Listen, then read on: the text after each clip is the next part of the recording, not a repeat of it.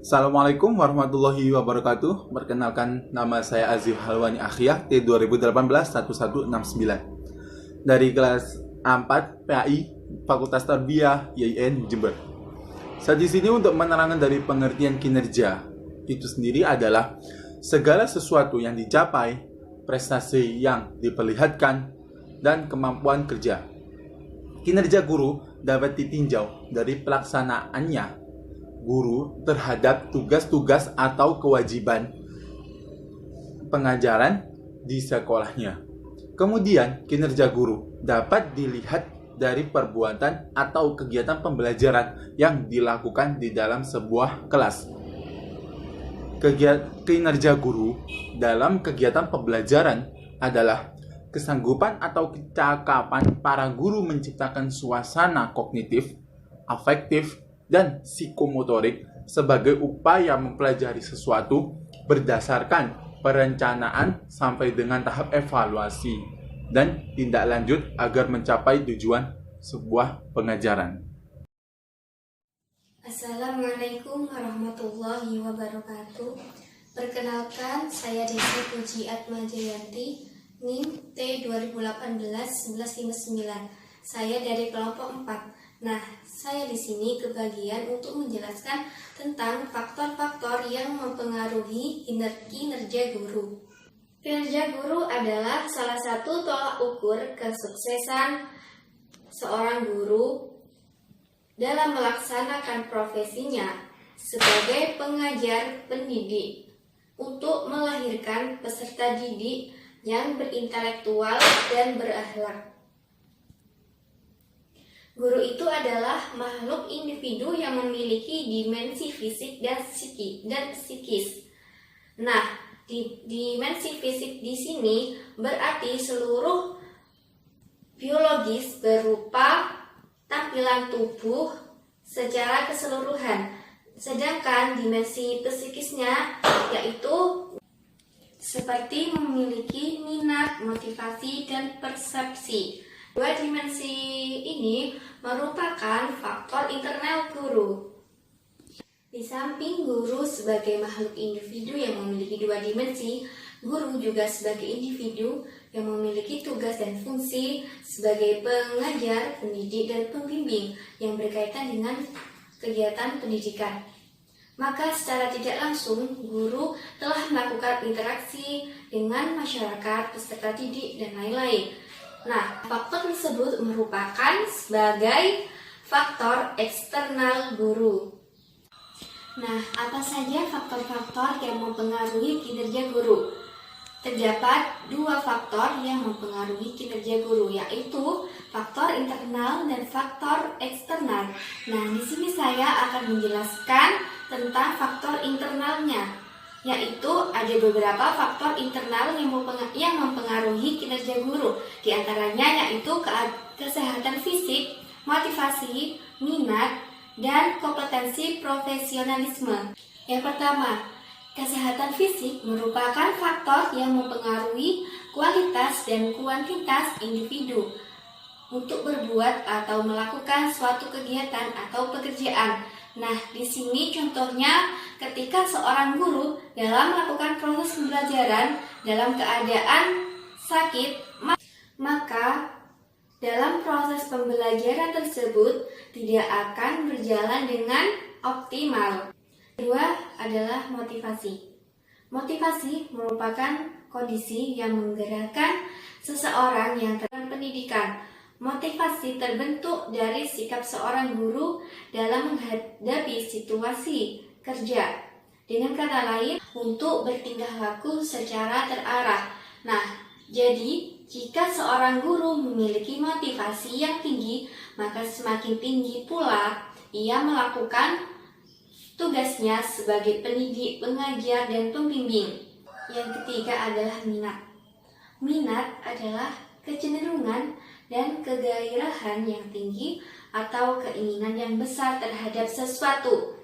Contohnya saja adalah jika seorang guru melaksanakan tugasnya dengan didasarkan pada minat yang tinggi, maka akan memunculkan produktivitas kerjanya. Nah, berbeda dengan guru yang memiliki rendah minatnya, maka ia cenderung malas untuk berbuat sesuatu untuk kepentingan belajar siswanya. Dan yang keempat adalah kompetensi profesionalisme. Kompetensi profesionalisme adalah kemampuan seseorang untuk melakukan tugas profesionalnya dengan menggunakan landasan pengetahuan, keterampilan, dan syarat-syarat yang diperlukan. Syarat-syarat guru dikatakan profesional apabila yang pertama, guru mempunyai komitmen kepada siswa dan proses belajarnya. Yang kedua, guru menguasai materi pelajaran secara mendalam yang diajarkannya dan bagaimana cara mengajarnya kepada peserta didiknya. Dan yang ketiga, guru memiliki sikap bertanggung jawab memantau hasil belajar siswanya. Dan yang keempat, guru mampu berpikir sistematis. Dan yang kelima, guru merupakan bagian dari masyarakat belajar dalam kegiatan profesinya. Nah, semakin guru memiliki kompetensi dan profesional, maka semakin tinggi pula kualitas kinerjanya. Kompetensi profesionalisme juga berkaitan dengan ilmu pengetahuan dan teknologi, latar belakang pendidikan, dan integritas mental seorang guru. Materi pelajaran atau penguatan kepada peserta didik melalui secara online. Nah, di sini dapat diketahui apakah guru tersebut sudah memenuhi syarat-syarat profesionalnya. Assalamualaikum warahmatullahi wabarakatuh. Perkenalkan, nama saya Nadia Wafiroh, NIM T 2018-1192. Di sini saya akan menjelaskan tentang etika profesi. Etika profesi di sini saya akan menjelaskan tentang faktor eksternal yang dapat mempengaruhi kinerja guru. Nah, faktor eksternal yang mempengaruhi kinerja guru ini maksudnya di sini adalah seluruh faktor manusia, kondisi atau lingkungan yang ada di sekitarnya. Misalnya seperti lingkungan sekolah, lingkungan masyarakat, lingkungan keluarga, dan sebagainya. Dalam arti sempit ini, lingkungan itu dibagi menjadi 4. Yang pertama itu lingkungan kelas, yang kedua lingkungan sarana dan prasarana, dan yang ketiga supervisi dan kepengawasan, dan yang keempat adalah tingkatan pendapatan. Lingkungan kelas, di mana seorang guru itu mengajar siswanya dan berinteraksi dengan siswanya yang di dalam kelas itu, yakni hanya dalam sejumlah individu yang jumlahnya itu kecil. Lingkungan yang kondisif itu akan mempengaruhi terhadap kegiatan guru mengajar. Nah, di dalam lingkungan kelas yang terjadi, hubungan yang terjadi itu adalah hubungan komunikasi antara guru dan murid. Murid dan guru. Kegiatan pembelajaran yang dilakukan guru itu akan berhasil jika ada hubungan komunikasi yang baik dengan siswa sebagai komponen yang diajar.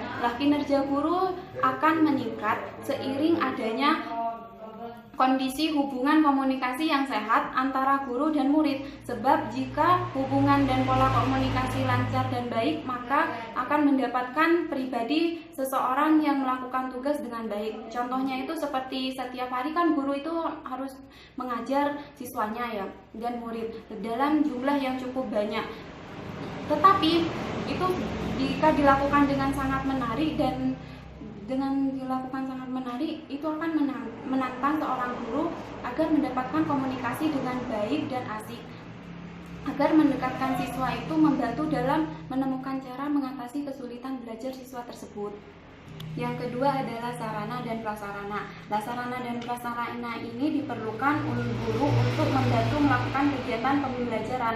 Misalnya alat bantu pembelajaran seperti media pembelajaran, laboratorium, dan sebagainya. Guru yang bekerja dengan ditunjang adanya sarana dan prasarana yang cukup dan memadai ini, maka akan menghasilkan hasil pekerjaan yang baik. Begitu juga sebaliknya, jika sarana prasarana yang ditunjang itu kurang baik atau kurang memadai, maka akan mengalami kesulitan dalam hal belajar mengajar. Pastinya akan menghasilkan pekerjaan yang tidak baik pula, yang masih kurang gitu. Dan yang ketiga adalah supervisi atau kepengawasan. Nah, supervisi atau pengawasan ini adalah kepala sekolah yang merupakan faktor eksternal yang bisa mempengaruhi kinerja guru. Nah, guru yang jarang atau tidak pernah disupervisi atau diawasi, maka akan cenderung melalaikan pekerjaan mereka atau menyepelekan tugasnya. Soalnya kan dia berpikir karena tidak diawasi atau tidak ada yang mengarahkan atau pula menilai. Guru itu diberi supervisi atau kepengawasan agar kinerja itu lebih sangat kinerja guru tersebut lebih ditingkatkan kembali gitu. Dan supervisi ini sangat penting bagi guru karena supervisi ini bisa mengoreksi apa-apa yang salah dan bisa dengan dikoreksinya itu bisa diperbaiki. Dan yang keempat adalah tingkat pendapatan. Nah, tingkat pendapatan ini, dengan adanya tingkat pendapatan ini dapat mempengaruhi kinerja guru juga. Agar guru itu benar-benar berkontribusi mengajar di suatu sekolah, maka harus diperlihatkan itu tingkat pendapatannya dan juga jaminan kesehatan lainnya, seperti pemberian intensif, terus kenaikan pangkat atau gaji berkala asuransi kesehatan. Jadi untuk mengoptimalkan kinerja guru, langkah yang perlu dilakukan oleh sekolah itu adalah memberikan gaji yang layak sesuai dengan tingkat kinerja yang diharapkan. Sekian dari saya, kurang lebihnya mohon maaf. Assalamualaikum warahmatullahi wabarakatuh.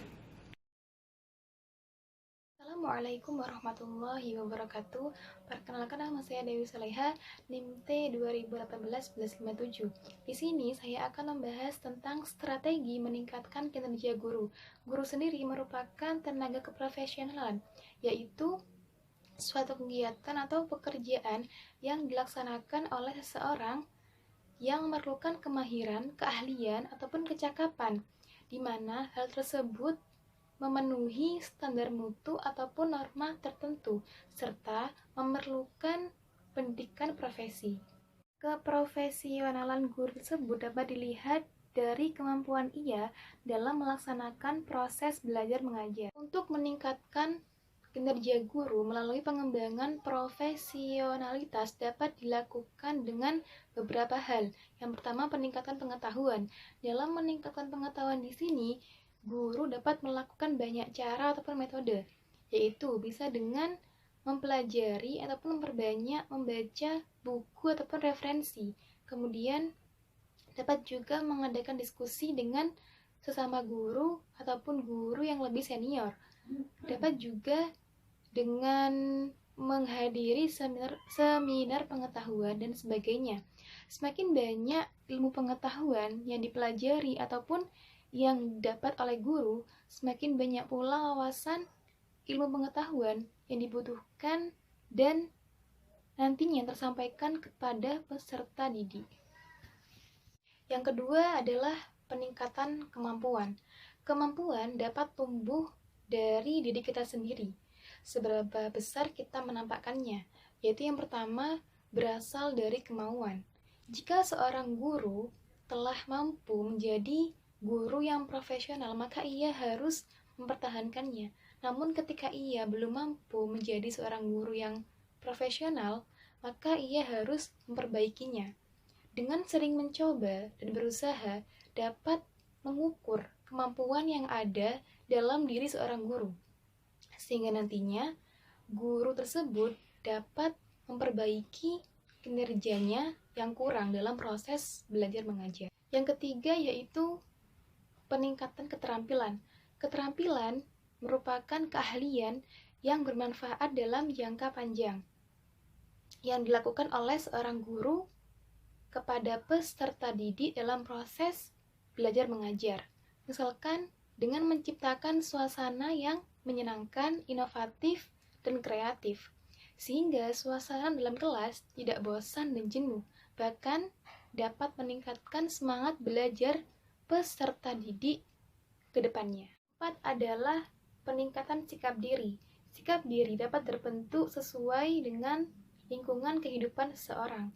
Nah, sebagai seorang guru, haruslah mencerminkan sikap diri yang baik dan menjadi teladan.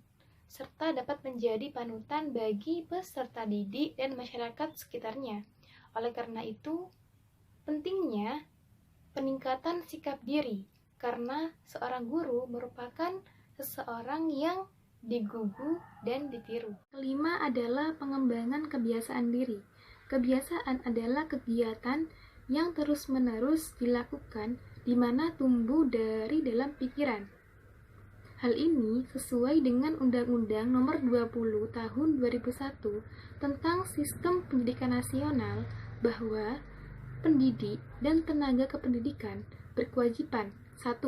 Menciptakan suasana pendidikan yang bermakna, menyenangkan, kreatif, dinamis, dan dialogis. Yang kedua, mempunyai komitmen serta profesional untuk meningkatkan mutu pendidikan. Dan yang ketiga, memberi teladan dan menjaga nama baik keluarga, lembaga, profesi, dan kedudukan, serta kepercayaan yang diberikan kepadanya. Adapun strategi peningkatan kinerja guru dapat dilakukan dengan pelatihan-pelatihan, seminar, workshop, dan listen study. Listen study di sini merupakan sebuah teamwork ataupun tim kerja yang beranggotakan 3-4 orang, di mana kegiatan di sini dapat menerapkan berbagai macam metode ataupun strategi pembelajaran.